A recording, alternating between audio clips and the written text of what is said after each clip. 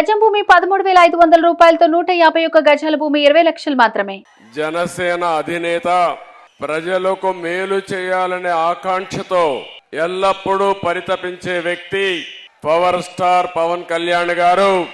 గౌరవనీయులు, ఎప్పుడు కూడా మీ అందరికీ అభిమాన నాయకుడే కాకుండా ఒక్క రాజకీయాల్లోనే కాకుండా సినిమా రంగంలో కూడా మీ అందరికీ సేవలు అందిస్తున్నటువంటి బాలకృష్ణ గారు.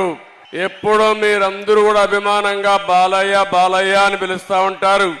అలాంటి బాలకృష్ణ గారు తెలుగుదేశం పార్టీ జాతీయ ప్రధాన కార్యదర్శి గౌరవనీయులు లోకేష్ గారు, జనసేన పిఏసి అధ్యక్షులు గౌరవనీయులు మనోహర్ గారు, ఆంధ్రప్రదేశ్ రాష్ట్ర తెలుగుదేశం పార్టీ అధ్యక్షులు గౌరవనీయులు అచ్చెన్నాయుడు గారు, వేదిక పైన అటు తెలుగుదేశం ఇటు జనసేన అధినాయకత్వం అక్కడుండే నాయకులందరికీ, ఒక పక్క తెలుగుదేశం పార్టీ వీర సైనికులకి, ఇంకో పక్క జనసేన జన సైనికులకి పేరు పేరున ఈరోజు విశాఖపట్నం వచ్చినప్పుడు చాలా సార్లు విశాఖపట్నంకు వచ్చాను, కానీ నా జీవితంలో ఇంత అపూర్వ స్వాగతం నా జీవితంలో చూడలేదు. ఆ విధంగా స్వాగతం పలికారు.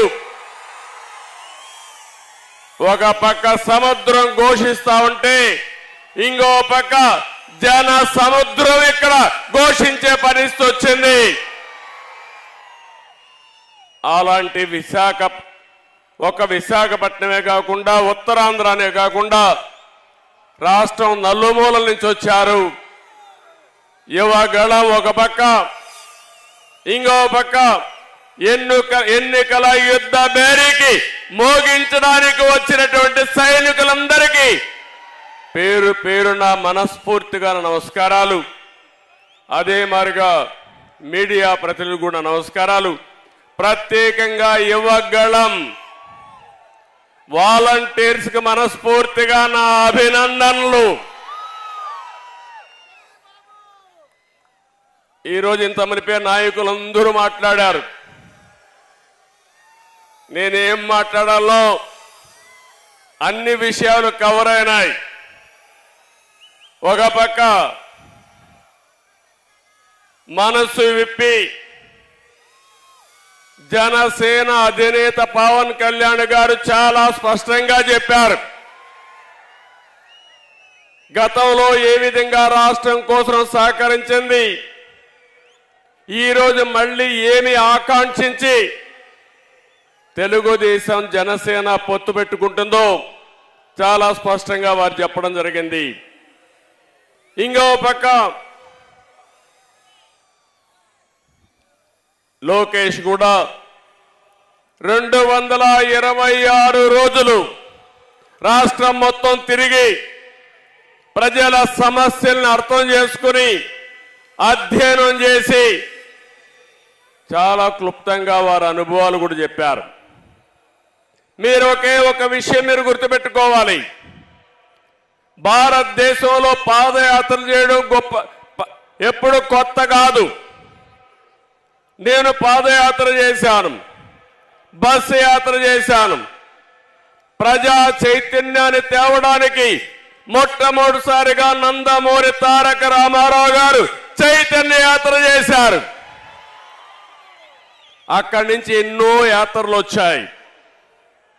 45 ఏళ్లు సుదీర్ఘ రాజకీయ జీవితంలో చూశాను. ఎప్పుడు పాదయాత్ర పైన దండయాత్ర చేసే సందర్భం ఎప్పుడూ లేదు. అది మొట్టమొదటిసారిగా ఈ సైకో జగన్మోహన్ రెడ్డి పరిపాలనలో చూశాను. ఎవరైనా పాదయాత్ర చేసి ఒక సమస్య పైన పాదయాత్ర చేసినప్పుడు, ఒక పవిత్రమైన భావంతో చేసినప్పుడు చేతనైతే సహకరించాలి, చేత కాకపోతే ఇంట్లో పడుకోవాలి. కానీ పోలీసులు అడ్డం పెట్టుకుని ఎన్ని ఇబ్బందులు పెట్టారో కడాన నా ఎవరైతే యువగళం వాలంటీర్లు జైలుకు పోయి వచ్చారంటే, అటెంప్ట్ మర్డర్ కేసు పెట్టారంటే తమ్ముళ్ళు భయపడద్దండి. మీ కష్టాలు నేను చూసా. తప్పకుండా వడ్డీతో సహా తిరిగి అప్పజెప్పే బాధ్యత తెలుగుదేశం పార్టీ తీసుకుంటుందని చెప్పి కూడా నేను మీకు తెలియజేస్తున్నా. యువగళం జనగణంగా మారి ప్రజా గర్జనకు నాంది పలికింది. నేను ఈరోజు మనస్ఫూర్తిగా ప్రజలందరినీ అభినందిస్తున్నాను. మీలో ఉండే ఆవేదన, బాధ, ఆక్రోశం, ఆగ్రహం ఇవన్నీ కూడా యువగణంలో చూపించారు. రోజు రోజుకి ఉద్యమంగా ముందుకెళ్ళింది. ఈ కార్యక్రమంలో సహకరించినటువంటి తెలుగుదేశం పార్టీ, జనసేన కార్యకర్తల్ని మనస్ఫూర్తిగా అభినందిస్తున్నా.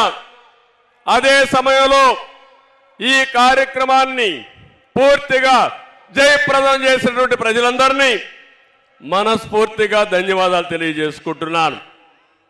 ఈరోజు యువత, బంగారు భవిష్యత్తు ఉండవలసిన యువత ఈరోజు ఆంధ్రప్రదేశ్లో మనం చూస్తున్నాం. ఈ ముఖ్యమంత్రి చెప్పిన పని ఒక్క పని చేశారా తమ్ముళ్ళు అని మిమ్మల్ని అడుగుతున్నా. జాబ్ క్యాలెండర్ ప్రతి సంవత్సరం పెడతా అన్నాడా లేదా? జనవరిలో పెడతా అన్నాడా లేదా? 5 జనవరిలో అయిపోయినాయా లేదా? పెట్టాడా అని మిమ్మల్ని అడుగుతున్నా. ఒక్క ఉద్యోగం ఇవ్వలేదు. ఉండే పరిశ్రమలు పోయినాయి. మొత్తం యువత జీవితాల్ని నాశనం చేసే పరిస్థితికి వచ్చాడు. ఈరోజు ప్రపంచంలోనే తెలుగు యువత అగ్రస్థానంలో ఉంటే, అదే ఆంధ్రప్రదేశ్లో యువత అధఃపాతాళంలో ఉండే పరిస్థితి వస్తా ఉంది. ఒక్క పరిశ్రమ రాలేదు. వచ్చిన పరిశ్రమలు పారిపోయినాయి. తరిమేసే పరిస్థితి వచ్చింది. ఇది చాలా బాధాకరం. నేను ఒకటే హామీ ఇస్తున్నా, యువతకు తెలుగుదేశం జనసేన అండగా ఉంటాం. ఉపాధి కల్పించే బాధ్యత, మీ భవిష్యత్తుకి భరోసా ఇచ్చే బాధ్యత మేము తీసుకుంటామని మరొక్కసారి హామీ ఇస్తున్నా.